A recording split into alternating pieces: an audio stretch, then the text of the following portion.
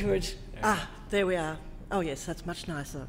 Now we have really good tones. Yes. Well, I'll just repeat what I said. I've been up here a lot, and I'm here with my colleague Charlotte Day, also, who was here 10 years ago when Melbourne and Glasgow, in particular, made a collaboration.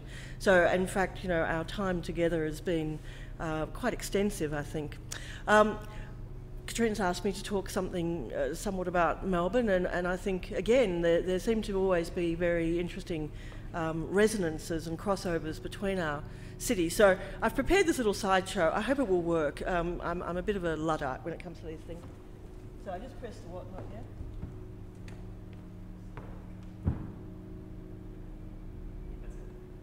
And off we go. Okay. Well, Melbourne was pretty drab in the 50s, as you can see there. In the post-World War, in the second post-World War period, most of the building, etc., was concerned with domestic dwelling. There was a boom of population, but there wasn't really a lot of activity in the city centre.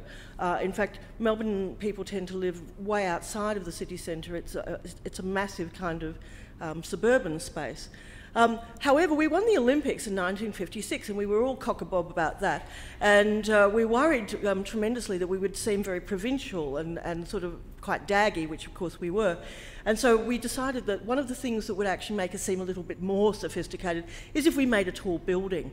So if you can just look down the very end of that picture there, you can see one tall building sticking out, and that was our first foray out into international style architecture. Here it is, quite splendid. It's the ICA building. It still exists in Melbourne. It's a very elegant little number, and it had a gorgeous little kind of modernist garden around it and so forth.